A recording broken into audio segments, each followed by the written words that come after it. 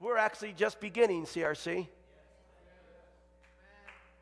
And when we capture the concept today of what I'm speaking about, and we can be renewed within our passion, then we can become mobilized and we can be like that early church that they went everywhere preaching the gospel of the kingdom.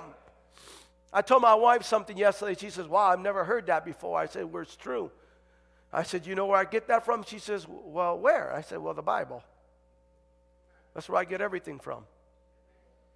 I told her preaching does not belong to the church.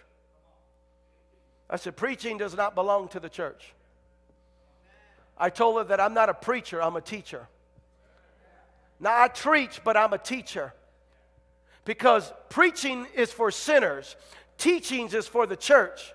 The church was never designed to be an institution where preaching would go forth. This is why you hear Jesus taught 3 times more than he preached.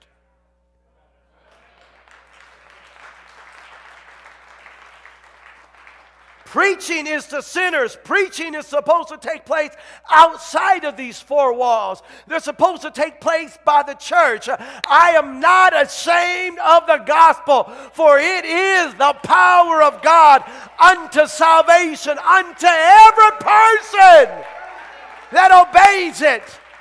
Preaching is to declare the gospel to someone that's never heard it. Consequently, every ambassador of Jesus Christ is supposed to be a preacher. A preacher. A preacher is one that declares. They're supposed to declare the world is hurting. They need someone to declare to them. They need someone that really believes the gospel. They need someone that really has experienced the gospel. They can tell them something. I've experienced this. I've been delivered myself. I've been set free myself.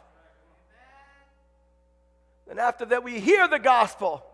We are recipients of the gospel. And then we need teaching to disciple us and renew us in our minds, because backsliding is something that is uncommon in the Bible. We see it like crazy today in the church. People backsliding.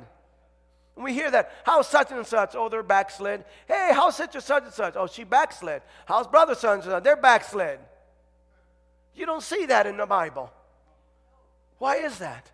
Because number one, after people experience the gospel, they never went through the process of being taught of what it means to be a believer, that they can go from being a believer to a disciple, that they can be grounded, that they can be renewed, that they can put on the whole armor of God and know that they haven't entered into a playground, but a battleground, and know how it is to whip on the devil, not let the devil whip on you. Know what it is to stand and not get pushed over. Know what it is to be about your Father's business.